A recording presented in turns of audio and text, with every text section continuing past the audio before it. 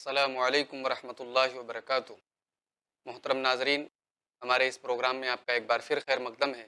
آج ہم جس صحابی کے بارے میں آپ کو کچھ بتانا چاہتے ہیں وہ مقدس صحابی حضرت عبد الرحمن ابن عوف رضی اللہ تعالیٰ عنہ۔ حضرت عبد الرحمن ابن عوف رضی اللہ تعالیٰ عنہ سابقین اولین میں سے، یعنی اللہ کے نبی صلی اللہ علیہ وسلم پر سب سے پہلے ایمان لانے والوں میں سے۔ اسلام لانے کے پہلے ان کا نام تھا عبد الکعبہ یا ان کا نام تھا عبد عمرو۔ جب یہ اسلام لے آئے تو اللہ کے نبی صلی اللہ علیہ وسلم نے ان کا نام عبد الرحمن رکھ دیا۔ اسلام لانے کے بعد حضرت عبد الرحمن ابن عوف نے مدینہ ہجرت بھی کی۔ مدینہ پہنچنے کے بعد حضرت عبد الرحمن ابن عوف کا اللہ کے نبی صلی اللہ علیہ وسلم نے دیگر صحابہ کرام کی طرح ان کا بھائی چارہ حضرت سعد بن ربیع کے ساتھ کرایا۔ حضرت سعد بن ربیع رضی اللہ تعالیٰ عنہ نے، جو انصاری صحابی تھے، انہوں نے ان سے کہا کہ اے عبد الرحمن، یہ میرا مال ہے، آدھا مال آپ لے لیجئے۔ یہ میری دو بیویاں ہیں، آپ جس کو کہیں میں طلاق دے دوں، آپ اس سے نکاح کر لیں۔ ایثار اور محبت اور قربانی کی یہ مثال اور یہ اگزامپل محترم ناظرین پوری کائنات میں کہیں نہیں ملتی کہ ایک آدمی اپنا مال ایک ایسے انسان کو جس کا اس سے رشتے میں کوئی تعلق نہیں ہے، جو نہ اس کا رشتہ دار ہے، نہ اس کا قریبی ہے، نہ اس کا بھائی ہے، صرف ایک بھائی چارہ ہے، ایک رشتہ ہے جو اللہ کے رسول صلی اللہ علیہ وسلم نے رشتہ قائم کیا ہے، اور یہ رشتہ دین کی بنیاد پر ہے، یہ رشتہ مذہب کی بنیاد پر ہے۔ حضرت سعد بن ربیع کی اس پیشکش پر کوئی دوسرا انسان ہوتا، کوئی بے غیرت انسان ہوتا تو سوچتا کہ چلو مجھے مال بھی فری میں مل رہا ہے، یہ اپنی بیوی تک دینے کے لیے تیار ہیں، لیکن حضرت عبد الرحمن ابن عوف کے اندر خودداری کوٹ کوٹ کر بھری ہوئی تھی۔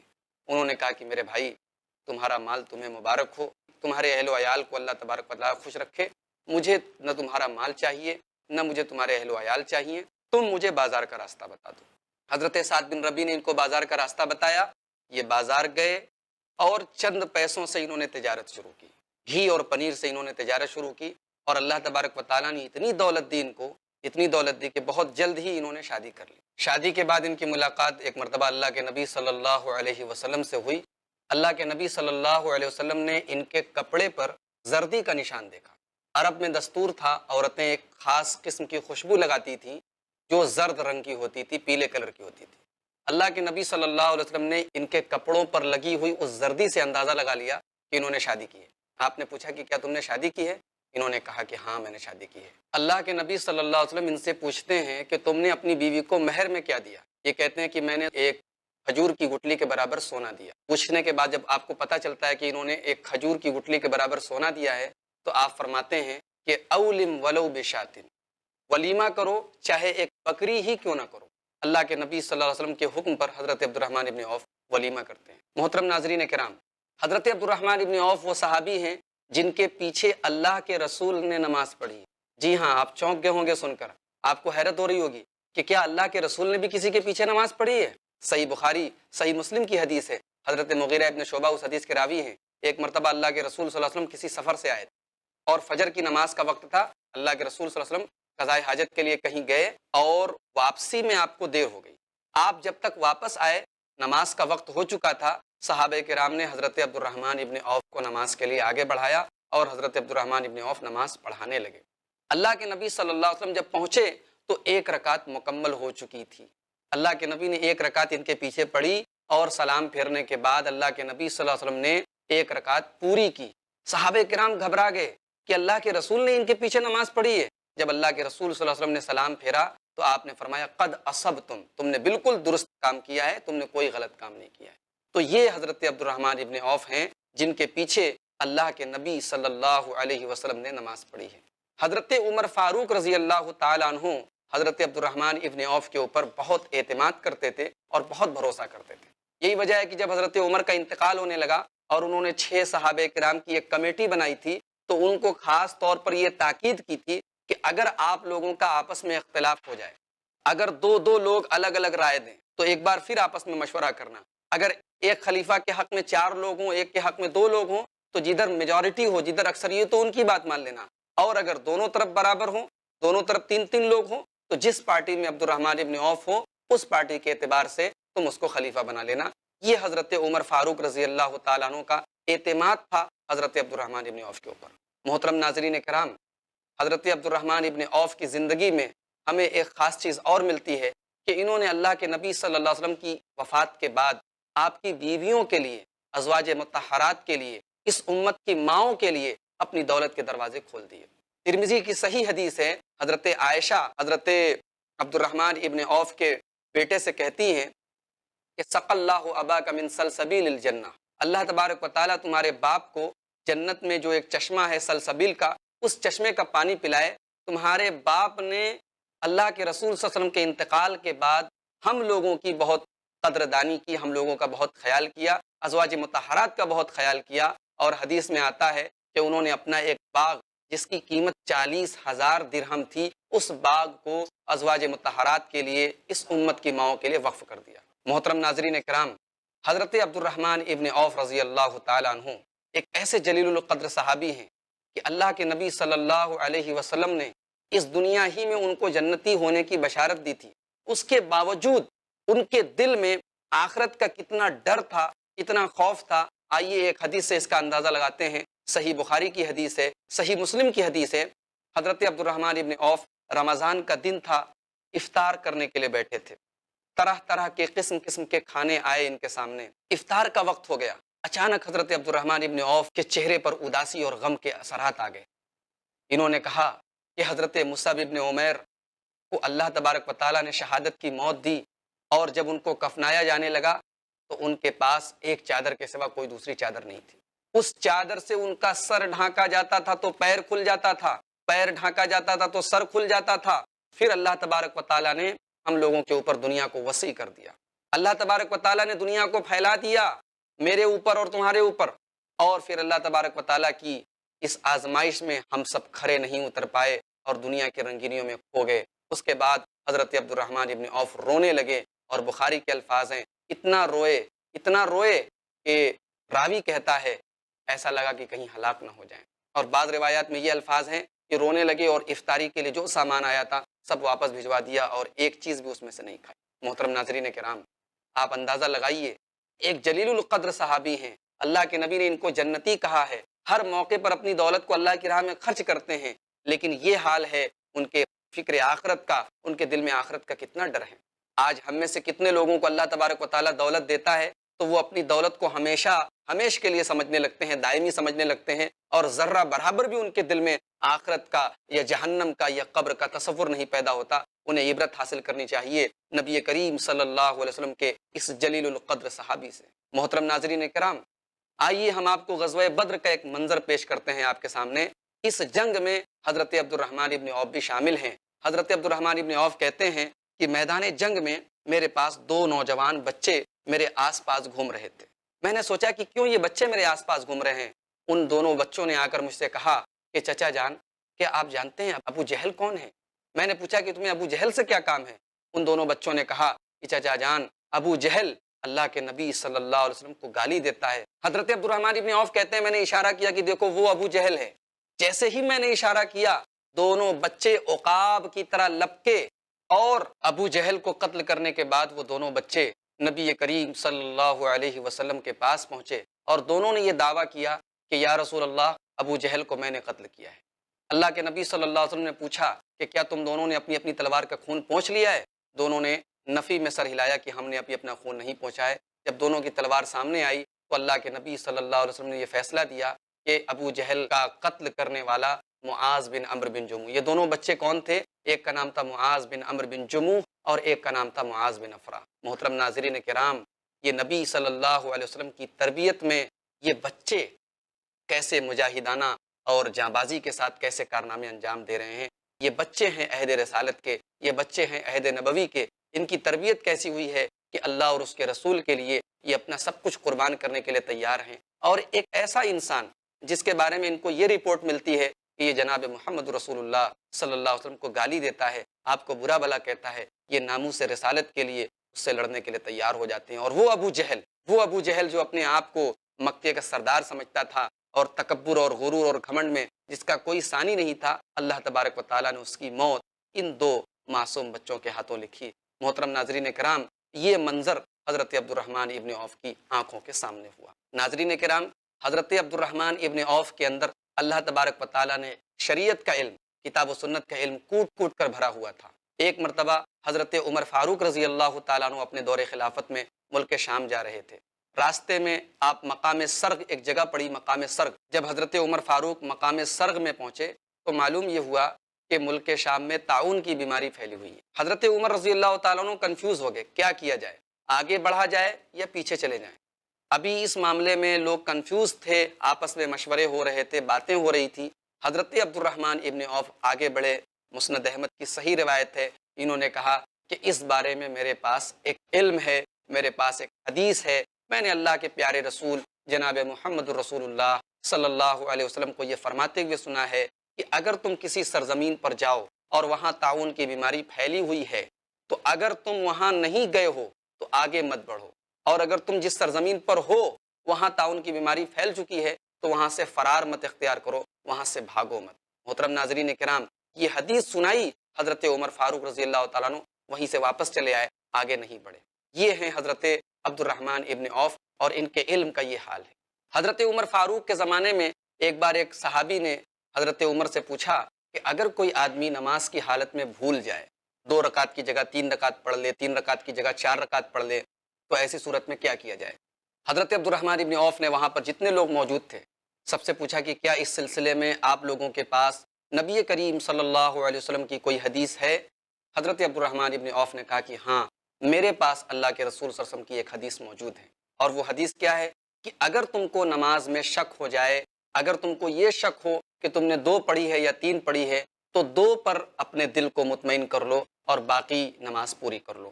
اگر تم کو شک ہے کہ 3 پڑھی ہے کہ 4 پڑھی ہے تو 3 کا اعتبار کیا جائے گا اور اسی اعتبار سے باقی نماز پوری کی جائے گی۔ یہ حضرت عبد الرحمن ابن عوف نے یہ حدیث پڑھ کر سنا دی۔ محترم ناظرین کرام، حضرت عمر فاروق رضی اللہ تعالی عنہ کو خاص طور سے حضرت عبد الرحمن ابن عوف کے اوپر بہت اعتماد تھا اور وہ ان کو ایک عادل اور امانت دار سمجھتے تھے۔ آئیے ایک واقعے سے اس کا اندازہ لگاتے ہیں۔ یہ واقعہ حدیث کی مشہور کتاب موطا امام مالک کے اندر موجود ہے۔ حضرت عمر کے پاس ایک آدمی آیا، ایک نوجوان آیا، اس نے کہا کہ اے امیر المومنین، میں اپنے ایک دوست کے ساتھ جا رہا تھا گھوڑے پر سوار ہو کر، اور ہم دونوں دوست احرام کی حالت میں اچانک ہم نے ایک ہرنی کو دیکھا اور ہم دونوں نے اس ہرنی کا شکار کیا، تو ہمارے اوپر کیا کفارہ ہے؟ حضرت عمر فاروق رضی اللہ تعالیٰ عنہ کے بازو میں اس وقت حضرت عبد الرحمن ابن عوف موجود تھے۔ حضرت عمر نے ان سے مشورہ کیا اور مشورہ کرنے کے بعد کہا ایک بکری تم کو کفارے کے طور پر دینی ہوگی۔ وہ آدمی جب وہاں سے جانے لگا تو اس نے جاتے جاتے کہا کہ امیر المومنین کو احرام کی حالت میں ایک ہرنی کا کوئی شکار کر لے تو یہ مسئلہ بھی حضرت عمر کو معلوم نہیں ہے، اس کے لیے وہ دوسروں سے مشورہ لیتے ہیں۔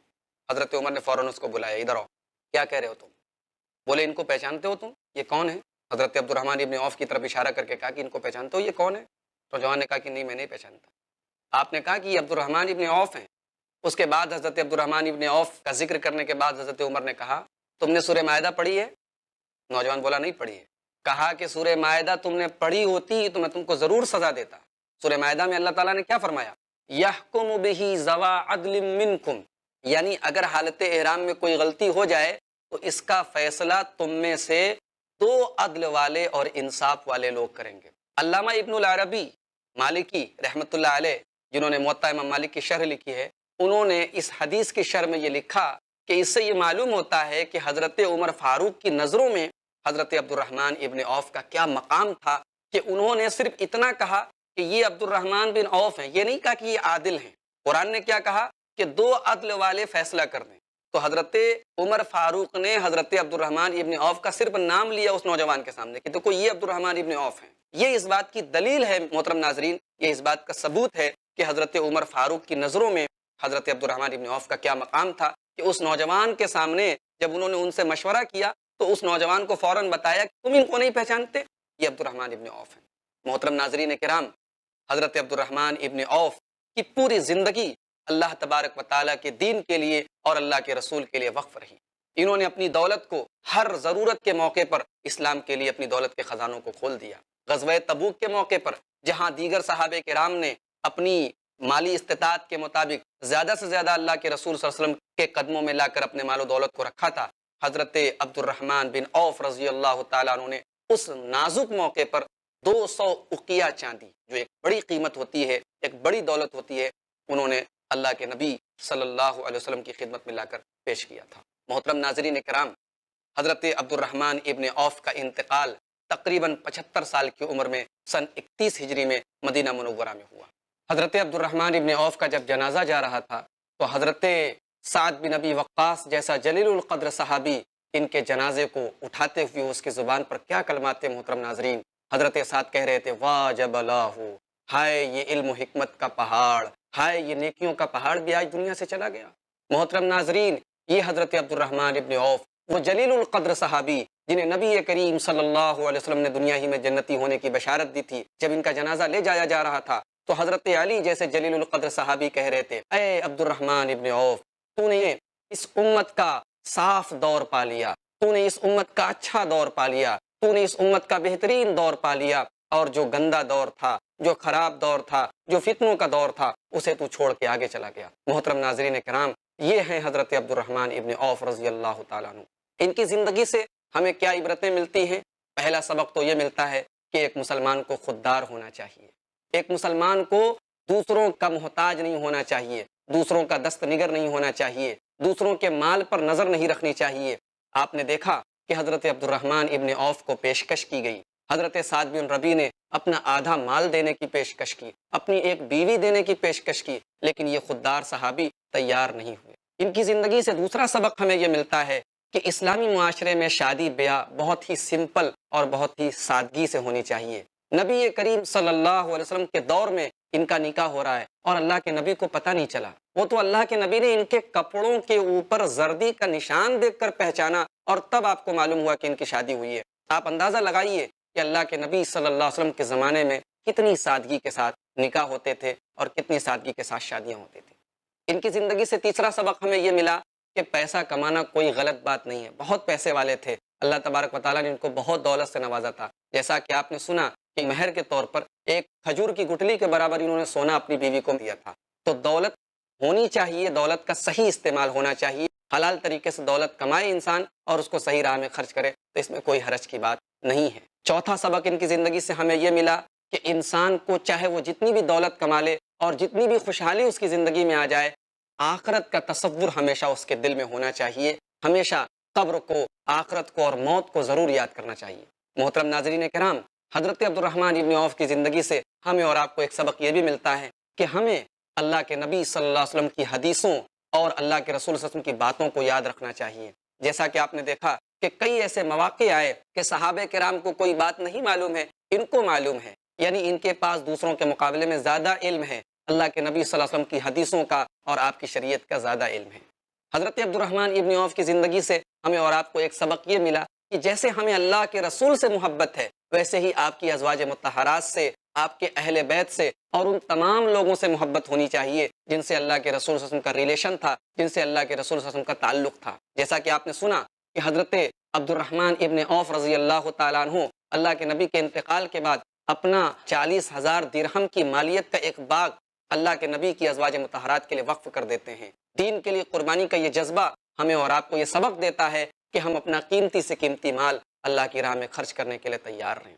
حضرت عبد الرحمن ابن عوف کی زندگی سے ایک سبق ہمیں اور آپ کو یہ بھی ملتا ہے کہ انسان کو ہمیشہ اپنے آپ کو عہدوں سے اور کرسی سے بچانا چاہیے. حضرت عبد الرحمن ابن عوف نے ہمیشہ اپنے آپ کو عہدے اور کرسی سے دور رکھا، امارت سے، قیادت سے دور رکھا اور جہاں تک ممکن ہوا دین کی خدمت بغیر کسی عہدے کے اور بغیر کسی قیادت کے کرتے رہے. محترم ناظرین کرام، جب حضرت عمر فاروق کی شہادت ہوئی، جب ان کے اوپر حملہ ہوا تو فوراً اسی وقت فجر کی نماز کا ٹائم تھا، حضرت عمر فاروق نے حضرت عبد الرحمن ابن عوف کو آگے بڑھایا کہ تم لوگوں کو نماز پڑھاؤ، اور باقی نماز جلدی جلدی حضرت عبد الرحمن ابن عوف نے پڑھائی. اس سے یہ اندازہ ہوتا ہے کہ یہ نمازوں میں صف اول میں رہا کرتے تھے، یہ آگے کی صف میں رہا کرتے تھے. ایک امیر آدمی، ایک دولت مند آدمی دین کے معاملے میں بھی آگے رہے. یہ سبق ہمیں ملتا ہے کہ اگر آپ پیسے والے ہیں، دولت مند، دنیاوی اعتبار سے آپ بہت آگے ہیں، تو اس کا یہ مطلب نہیں ہے کہ آپ دین کے اعتبار سے پیچھے رہیں. آپ کی ذمہ داری دین کے معاملے میں بھی اتنی ہی ہے.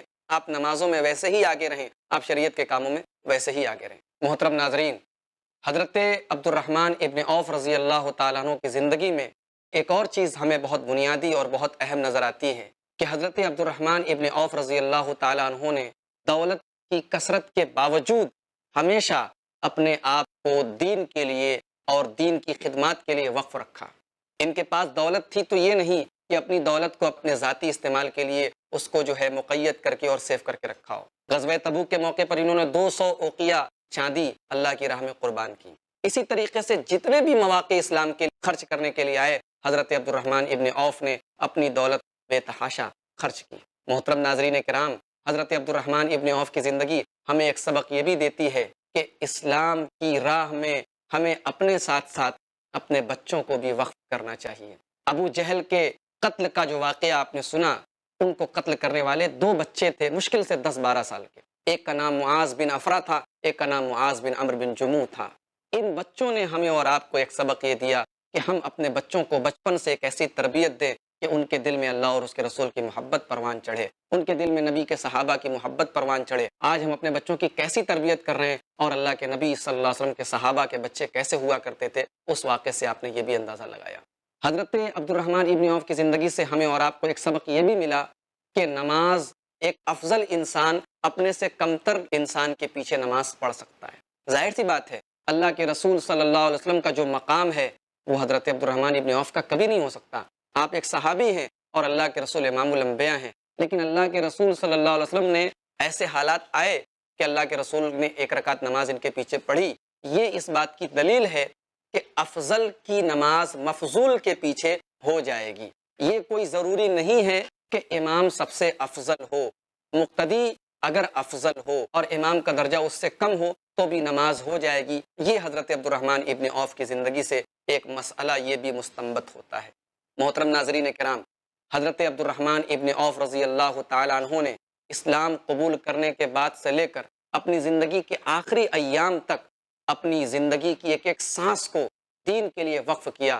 ہمیں اور آپ کو چاہیے کہ ہم ان کے نقش قدم پر چلیں، ہم ان کی زندگی سے عبرت اور نصیحت کے جو سبق میں نے پیش کیے، ان اسباق کو اور ان دروس کو ہم اپنے دلوں میں جگہ دیں، اور ہم اپنے بچوں کی ویسی ہی تربیت کریں جیسے صحابہ کرام اپنے بچوں کی کرتے تھے۔ یہیں پر وقت ختم ہوتا ہے۔ انشاءاللہ اگلے ایپیسوڈ میں اللہ کے رسول صلی اللہ علیہ وسلم کے کسی اور صحابی کی سیرت آپ کے سامنے بیان کریں گے۔ تب تک کے لیے اجازت دیجیے۔ محترم ناظرین، اللہ تبارک و تعالی ہم سب کو اپنے نبی کے صحابہ سے محبت کرنے اور ان کے نقش قدم پر چلنے کی توفیق عطا فرمائے۔ آمین۔ السلام علیکم ورحمۃ اللہ وبرکاتہ۔